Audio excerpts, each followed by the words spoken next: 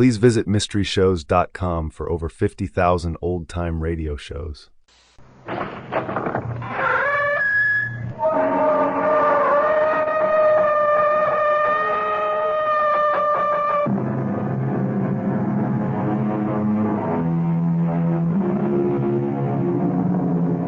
in. Welcome. I'm E.G. Marshall. Welcome to the sound of suspense, to the fear you can hear. I have an unusual story about a father and son. You know, it is said that love and hate are two sides of the same coin. If this is so, Phil, the son, never believed it. His hatred blinded him to the extent that he lost all humanity and compassion for his father. This is Phil Coleman. It's not in the past. It's now. Every day of my life since I can remember. It was my mother's life, the life of my sister. It wasn't only his miserable life that was destroyed. It was all of us. My mother dead at 43. My sister, I don't even know where she is or what became of her. Now, look, Mr. Coleman, I can appreciate what you've been through, but if you won't take him, he'll die here in prison. Let him die.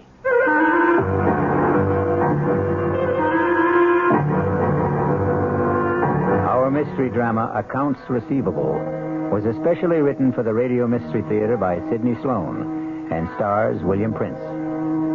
It is sponsored in part by Anheuser-Busch Incorporated, brewers of Budweiser, and by the Kellogg Company, makers of Kellogg's Special K cereal. I'll be back shortly with Act One.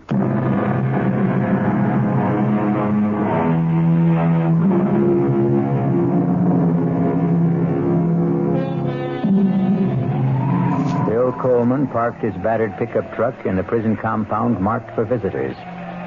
He walked 50 yards to the dirty gray guardhouse and presented his credentials to the stony-faced officer who permitted Coleman to step out again into the rain and proceed toward the great, dirty granite complex, the maximum security prison for the state. Once inside, Coleman was ushered into the office of the chief prison doctor.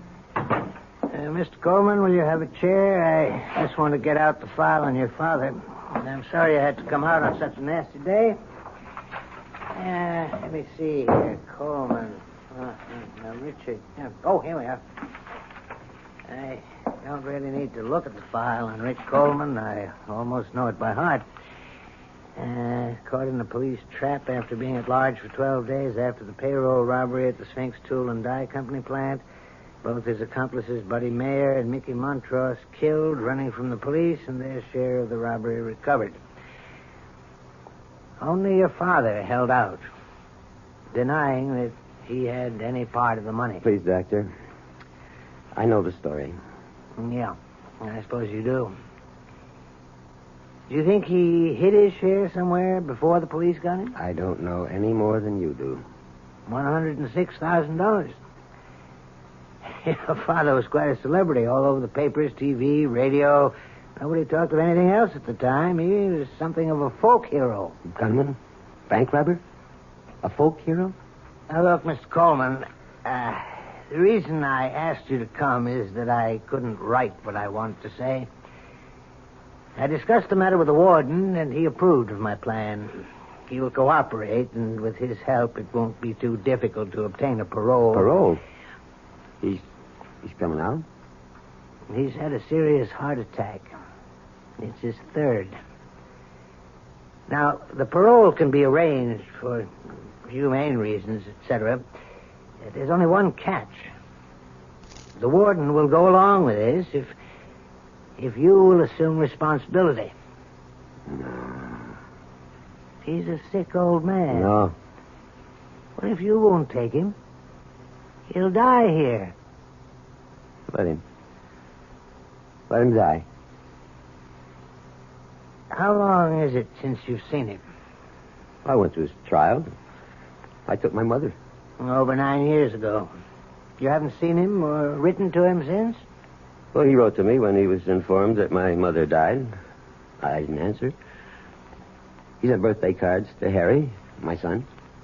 I want you to do something for me. I want you to see him. No. No, I couldn't. I want you to do it for me. I won't ask anything else of you. Won't take long, Mr. Coleman.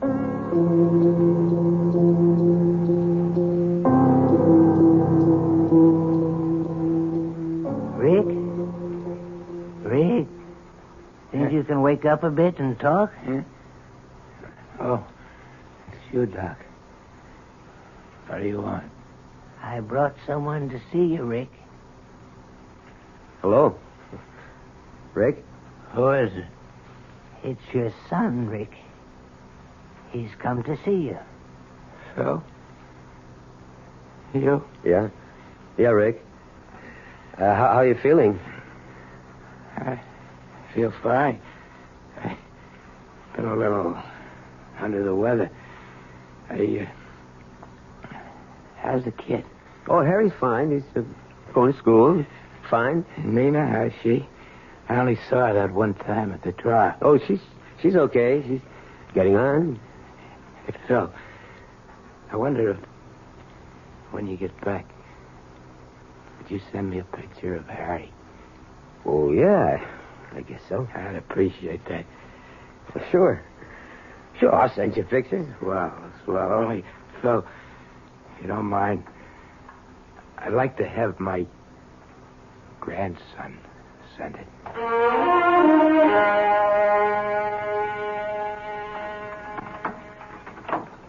Phil, is that you? Yeah, Nina. Come on out in the kitchen. I'm fixing dinner. Yeah, smells good.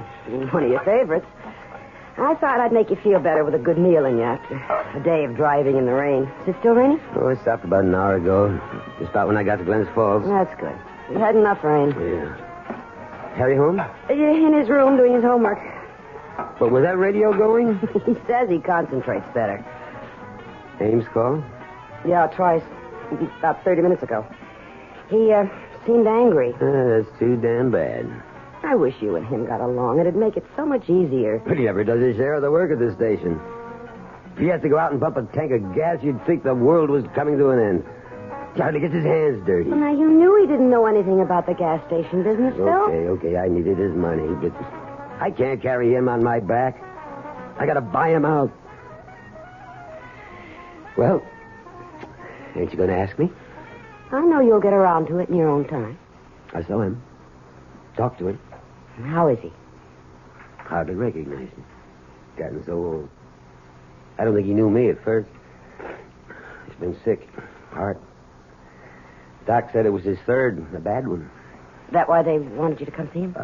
Partly. They had something else up their sleeve. They're going to let him out.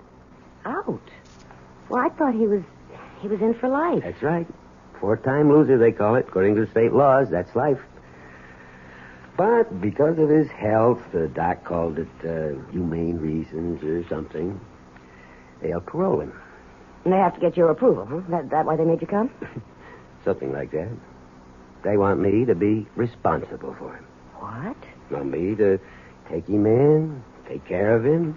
Well, maybe he wouldn't want that, Phil. He's got nothing to say about it. It's either that or die in prison.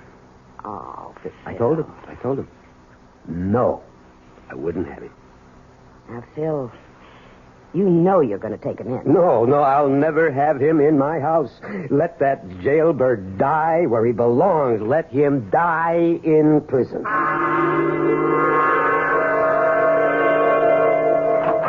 This hot tip in the 7th that I Skitch! Just a minute, Lou. Can't you see I'm busy, Coleman? All right, anyway, so what happens? I plunge. I put 20 on his nose. Skitch, cut it short, will you? I want to talk to you. Lou, I'm sorry. I'll have to continue this later. Boy, have you got a nerve. Your damn telephone call's so important you can't wait on a customer. That punk, I knew he was there. Give me $2 worth. I'm trying to discourage customers like that. Looks like you're trying to discourage all of them. We're losing people every day to Ray Damon at People's Corner. Good. Why don't you buy me out and go join up with your buddy Ray? You make me very happy. I can't talk to you anymore without getting into a fight. I want out, Coleman. I want it quick. Buy my half of the business and run things your own crooked way. Crooked? What are you saying? I'm wise to you, Coleman. I've known about you for the last 3 years. What? I should have known it 4 years ago. I could have avoided all this. Avoided what, Ames? Okay, buddy, if you want it cold and clear like a weather report, your father's a jailbird. Go on. Why should I go on? You get what I mean. No, I don't. I'd like to have you spell it out. All nice and slow. You know the old saying, like father, like...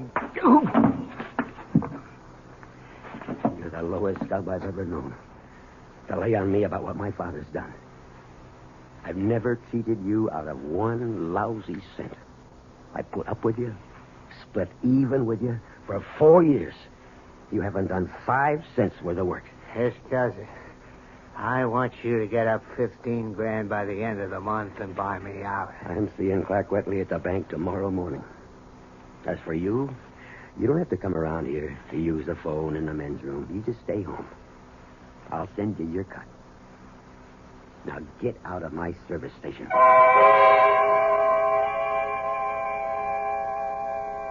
Hello, Mr. Wetley. I want you to excuse me for calling you at home after business hours.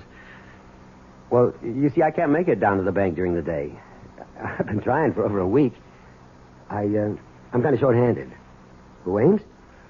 Oh, well, that's why I'm calling you. I want to buy him out. You see, it's a good business for one owner, but when you divide it in two...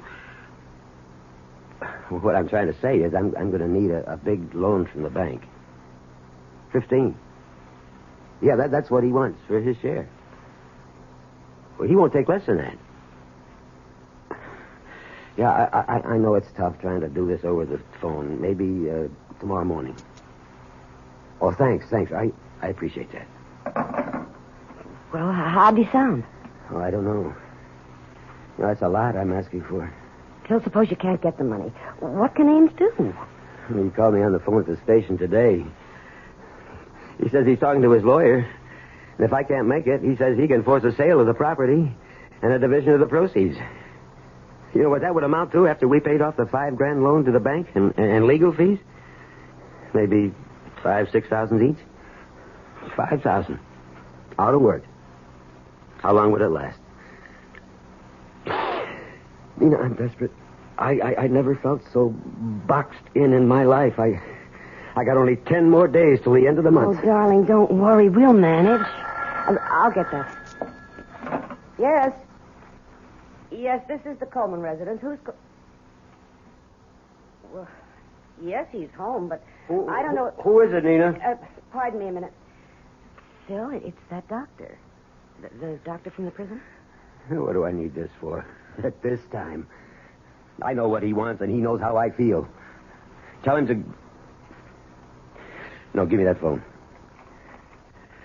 Look, Doctor, why can't you leave me alone?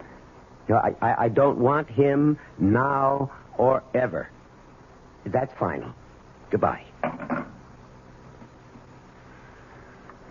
I can remember wanting a father so much it had hurt. I'd cry at night in my bed and quiet so my mother wouldn't hear. I'd pray. Please, God, let me have him around for a week, huh? A whole day. An hour. That's when I really believed in a God. I swore that if I ever had a kid, I'd love him, take care of him. Clean and honest like his father. I've never taken a cent that didn't belong to me, Nina. I know that, dear, and I love you for it. You're a good man. That wasn't the first time the doctor has called, was it? No, he's called at least 5 times in the last few days. Call him. Tell him that the old man can come. Oh, Phil. I don't know how we're going to manage. And so Phil Coleman yields to the pressure around him to accept his father into his home. The barrier of hate he has built up, however, will not dissolve. We'll return shortly with Act 2.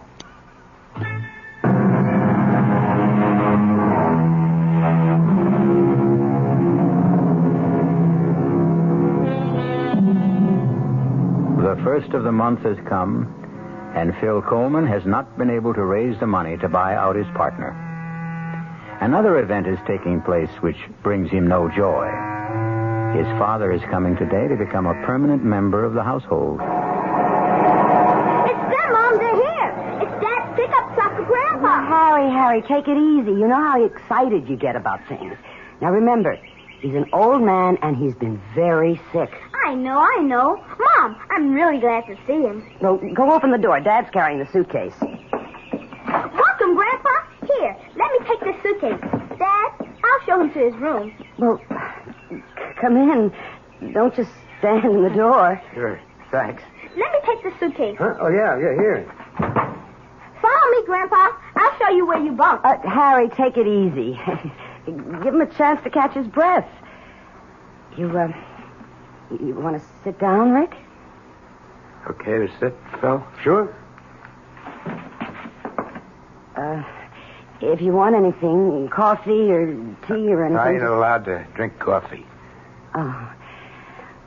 Well, if you're tired... No, I ain't. You can go to bed. Don't sit up to be polite. I ain't tired. Oh, Nina, I'm going down to the station. I got a little work to do. Well, Eddie called up at 7 when he closed up, Bill. What's the point of going there at this hour? Well, today's the first of the month. I said I'd pay my bills. Some people do, you know. Phil, your father just got here. I got bills to pay, Nina. How about a game of checkers, Grandpa? Homework, Harry? I did it this afternoon so I'd have a chance to spend some time with Grandpa. How about it, Grandpa? I'm going to show you how to play that game. I was a champ at it.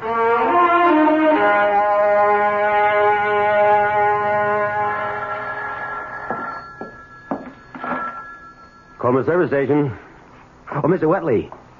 Yeah, I called the bank earlier, but they said you was busy. Yeah. Well, it's getting kind of urgent. You see, I told Ames I'd be able to settle matters with him around the 1st of the month. It's the 11th already. He calls me every day. Mr. Wetley, I'm desperate. I gotta get that loan. What? Well, when can you let me know? Well, couldn't you make it sooner? Okay, Mr. Wetley. I know you're doing your best for me. Pardon me, Mr. Wetley. Someone wants gas. Please call me as soon as you know. Thanks. Goodbye. Coming. Oh, I'm sorry to keep you... This the way you do business, Coleman? You're going to run this joint into the ground in 3 months. Well, I'm sorry, but Eddie's out to lunch. Or something, Skitch. Mr. Ames to you, Coleman. Fill her up. Sure. Reason I dropped by, Coleman, my lawyer's drawing up papers to dissolve our partnership and... Well, I was just talking to the bank when you drove in. Good. When are you getting the cash? Soon. What does that mean? Either you're going to get it or you ain't. Don't try stalling me with soon. You said you'd have it before the end of last month. You know what the date is today? I'm doing my best. It ain't good enough. Give me a little time. But you'll get your 15 grand. I'll give you another week. Thanks, Ames. You know why I think you're going to be able to come up with the money? Your old man is living with you now. What the hell are you driving at? Everybody knows he's got over 100,000 stashed away from that job he did about 10 years ago. You fat pig! I'll pull you out of that car. Oh, my God, you're choking me. Okay. Now get out of here.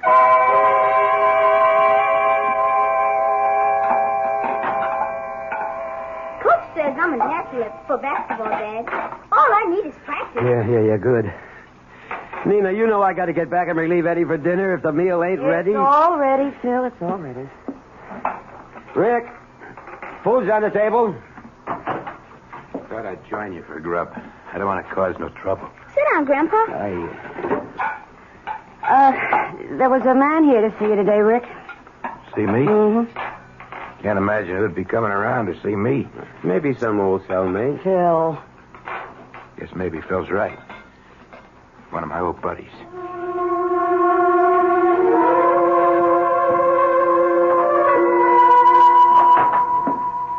Yes, sir. What can I do for you? Mr. Coleman, Yep. sorry to bother you during business hours, but seemed like the best time to talk to you alone. Oh, my card. Herbert, McCauley, Crandler, Nepping. International Insurance. I'm an insurance detective. Let me explain. When a big job is pulled, maybe 100, 200 grand, even bigger, the insurance companies have to fork over the money to the people who have insurance to cover such things. The money that isn't recovered, that is. You get me? Yeah. But what you don't know is the insurance companies never give up. They'll follow a man right into his grave to get back the stolen cash. Take your father's case, for example. I don't want to go into it. I know all about it. It might be worth your while to talk to me.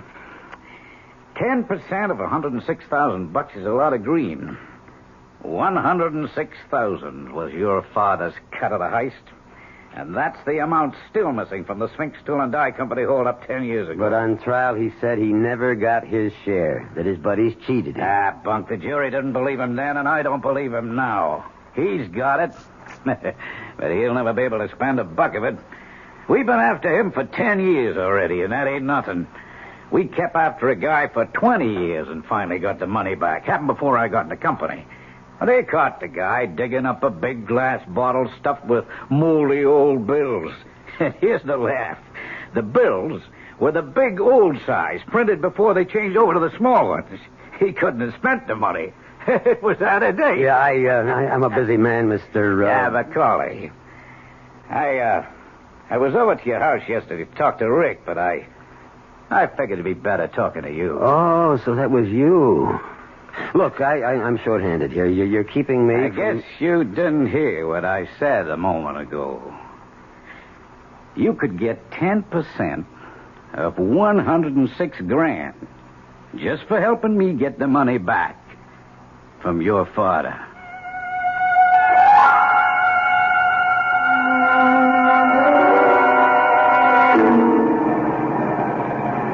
Okay, now, what's the big mystery? Where's Harry? Didn't go to church last Sunday either. No big mystery, Phil. He's out with the boys practicing basketball. So you have to practice today? It's the only time the basketball field or court or whatever they call it is available. So the little stinker thought he was going to get away with it, did he? Oh, now don't be too hard on him. He's a good boy and he works very hard at his schoolwork. Oh, I know. I used to go AWOL Sundays whenever I could as a kid, play basketball. Used to make my mother sore. Once she came right out to the lot where I was playing and grabbed my ear and walked me 3 blocks like that to school. No, I ain't mad at him, but I got to make a little fuss to show him the mechanics. Okay, Nina. Now, don't make a big thing out of it, huh? Think he's home yet? Well, he wouldn't be this early. Got your key? Well, the door isn't locked. Your father's home. Well, Harry, you're home. Hello, Mom. Hi, Dad. This is Mr. Kanaki, my gym teacher. Hello, Mr. How do you Coleman. do? I'm sorry to bother you, especially on a Sunday, but... Anything wrong? Well, Mr. Coleman, let me tell you that I know Harry's a good boy and an excellent student, and nothing is going to be done to spoil his record. Well, what are you driving at, Now, Mr. don't lose your temper, Phil? Mr. Coleman. It's just that Harry and 2 other boys have been playing basketball in the school gymnasium on Sundays. Well, what's so bad about that? Well, they had to break into the school to use the gym. And now, although they're all 14 and wouldn't be prosecuted for criminal action at that age, breaking and entering is a serious matter. Breaking and entering. And when we found the locks jimmied last week, we set a trap this Sunday. And what do you intend to do? Oh, well, frankly, we are not going to do anything. But we expect that the boys' parents will exert some sort of influence to keep this from recurring. You've talked to the other parents. Oh, yes, on the phone. 3 boys caught busting into the school. You call and tell the parents of the other 2 kids about it on the phone. But Harry's folks get a personal interview. Why? Well, you see, this is sort of difficult to explain, Mr. Coleman, but... Maybe I can help you. Wait, Phil. Harry, you go to your room. No, he better stay right here. Sit down, Harry. Now, Mr. Kanaki, I'll tell you why you came here to talk to me, personal-like. You know the name Coleman for a long time, don't you? Read about it in the papers? Well, really, it was your son who revealed that Rick Coleman was his grandfather. He turned in a theme last week to his English teacher, Mrs. Margolis, which rather shocked her. He used bad words? Oh, no, that wasn't it. He seemed proud of the accomplishments of his grandfather, extolled his talent, so to speak. Now, aren't you making a lot more out of this than is really there? Well, I told Mr. Gilchrist I didn't want to come here, but he insisted. It seems that he wanted to know about your father, Mr. Coleman. We understand that he's living with you. You think he's been a bad influence? Oh, I'm trying not to make any judgments, Mr. Coleman, but I expect you will. And now I think I've said enough. Please excuse me for spoiling your day. Goodbye. Keep your nose clean there, Harry. Bye, Mr. Kanaki. Go to your room, Harry. Yes, Dad. I got a lot of homework anyway. Well, what are you going to do, Phil? I don't know. But I'm going to start out with him. With Rick.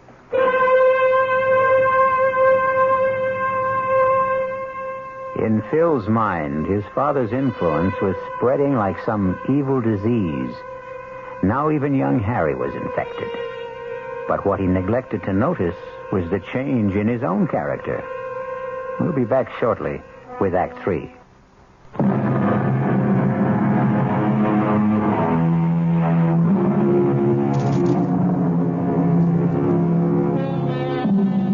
Despite Phil's resolve to speak to his father immediately, so many other matters converged on him that it was several days before he had time to get Rick alone for the soul-searching talk that he envisioned. Strangely enough, the conversation, when he finally got around to it, took an entirely different course. Come. Rick, you busy? Doing what? I've been expecting you for the last couple of days. Harry said you wanted to talk to me. Yeah, but I've been busy. I've got lots of troubles. I'm only one, huh? Well, you want I should pack up and... What are you talking about? Only place I gotta go is back to Stir. Now that the kid gets wrapped with a charge of breaking and entering. Figure this is it. Time for me to pack Well, up. why did you give him all the stuff on you? The story he wrote for his teacher about your life. He told me he was going to write it. He asked me for help. I told him don't do it. It'll get you in trouble. So he goes down to the library. And they let him see the old newspapers and microfilms. Oh, so that's how he got it. Ask him. No, I believe you. First time in your life, huh, Phil? What? That you believe me. Yeah, maybe. Rick, you know Macaulay, insurance detective? Him. That old troublemaker. First couple of years I was in Stir, he was practically my only visitor. Yeah, well, he came to see me with something on his mind. Don't tell me, I know. That old story, huh? That dough was supposed to be my cut. They want it. They're willing to pay me to help them get it. He offered you 10%, right? That's right. What'd you tell him? Listen, I got to explain something to you. You told him you'd go along. You'd get the money, didn't you? Look, Rick. You'll never be able to spend it. I'm desperate for cash.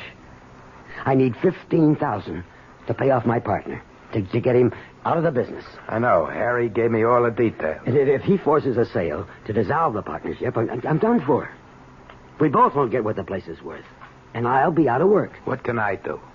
Look, the bank is holding back on lending me 15. But I could get 5. Give me the money, Rick. Oh, boy. That's a laugh. You've never done anything for me in my whole life.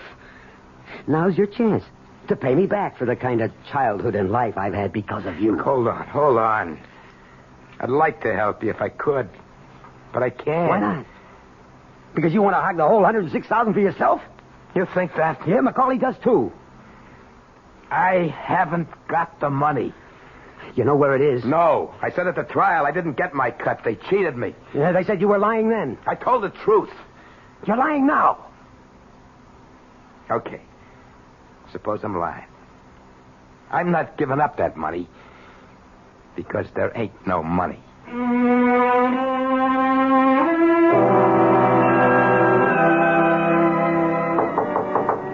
Yeah? Busy? Dad? Come on in.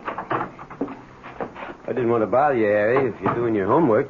Nearly finished. You want to talk to me? Yeah.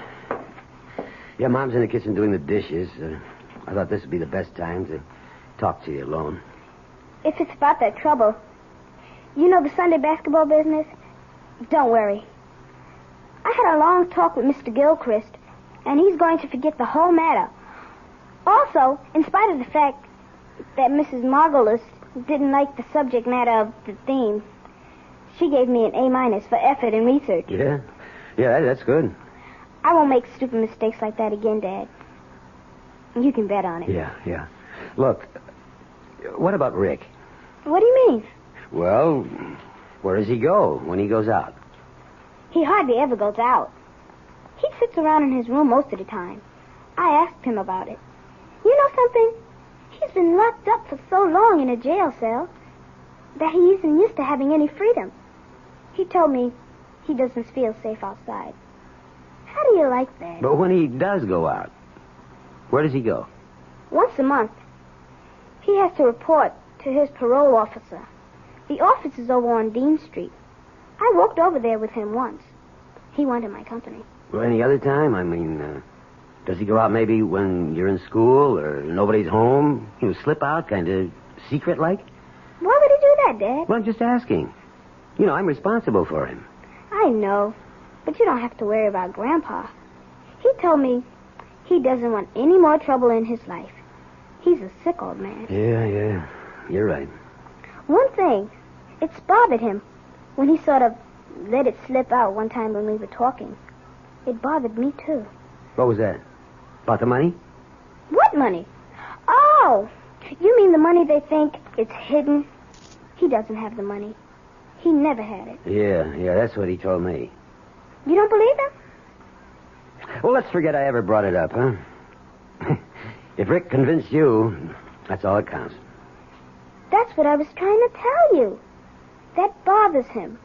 You and Mom, you both call him Rick. Yeah? He's your father. Couldn't you... What do you want me to call him?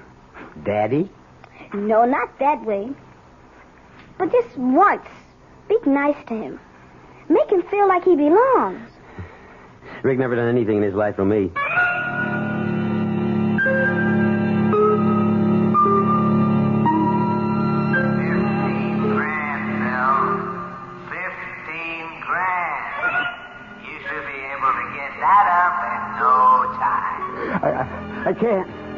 I can't. The bank says I gotta get more collateral. Everyone knows he's got over 100,000 stashed away. I wouldn't touch that. I wouldn't touch. 10% of 106,000. I'll keep my mouth shut. 10%. That's fair. I wouldn't touch that dirty money. Take the money. All of it, Bill. It belongs to you. I stole it for you. 106,000. Rick earned the money. Phil, wake 10 up. years. Nearly 10 years. Phil, darling, you're having a bad dream. It's my money. Phil. It belongs to me. Darling, please, wake up. No, it's my money, all of it. Phil, open your eyes. You were having a bad dream. I could hardly wake you. Oh. Are you all right? Oh, yeah, I'm all right. Do you want a glass of water or something? No, I'm okay now. You were dreaming about that money, weren't you? You kept saying something about 106,000. And then you said, it's mine. It belongs to me. Oh, that's just a dream. You know, forget it. I'm getting up. Phil, it's 1 o'clock in the morning. You've only been asleep 2 hours. I'm getting up. Mind if I switch on the light? No. I'm going out, Nina. Out? At this hour? When will you be back? Later. I don't know. I don't want you to say anything to Harry about this. Or to anyone. Understand? No. But I won't say anything if you don't want me to. Well, I'd like to explain, but there's no time.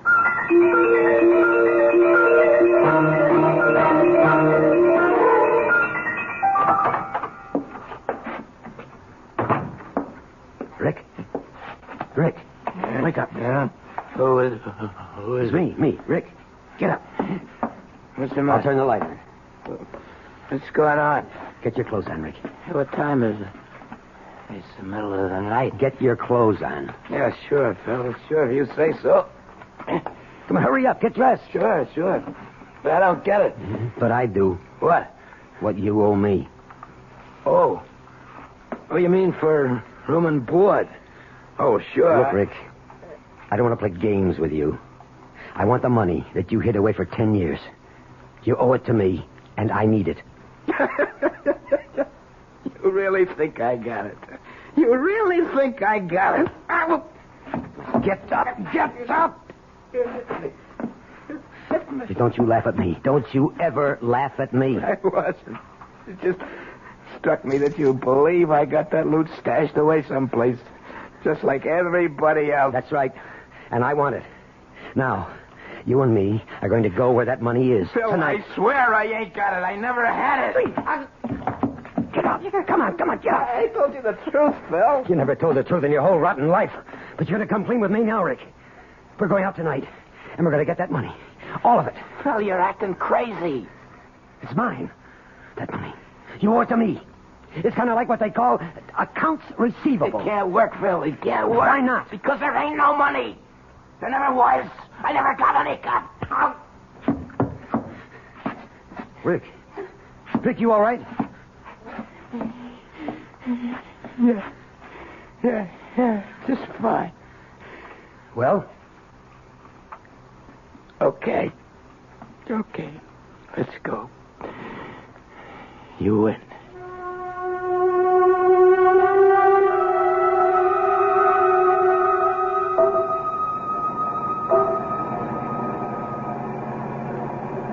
How much farther? We've been out nearly an hour. Keep going. It's near Plainfield. I'll tell you when.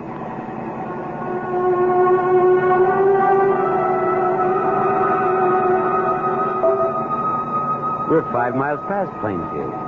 It's near here. I recognize it. I see it. Stop here. Okay. Now where? Here. See this here path? Up to the top of the hill. Wait till I get the shovels out. You feel all right? Sure. Let's go. It's not easy climbing up ahead. Keep going.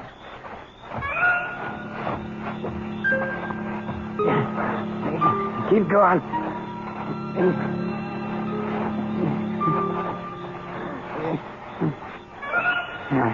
Here. This is it. Here, start digging.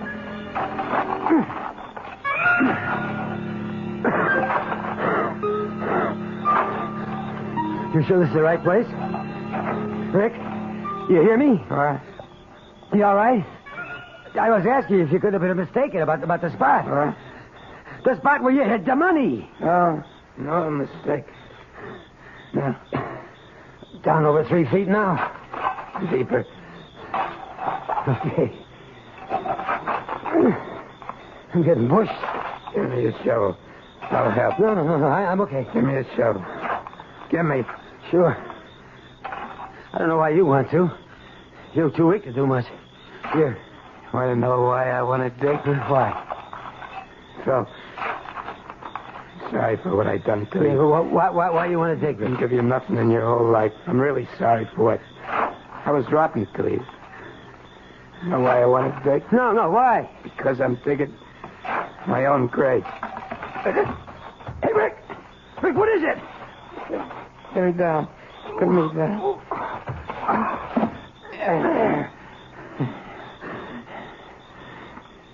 There ain't no money, Phil. Not a damn cent. No dough. I was telling the truth once in my life. And nobody believed me. Okay. I believe you. No, take it easy. You're going to be okay. No, never. So, why'd you want to go through with this whole digging business if you knew it wasn't there? I wanted to show you what wanting money can do even to an honest Joe like you. Now maybe you can understand the kind of mug your father was. Oh, Rick. Rick, listen. Everything's going to be all right between us from now on. Sure. Only one thing. Yeah? Call me something besides Rick. Yeah. Yeah, I've been wanting to. I've been wanting to. That easy for me to say it. Pa? Pa? Get well. Don't die, Pa. Thanks, Phil. Thanks, son. Pa! Phil Coleman searched for a father all his life and lost him at the moment of finding him. I'll be back shortly.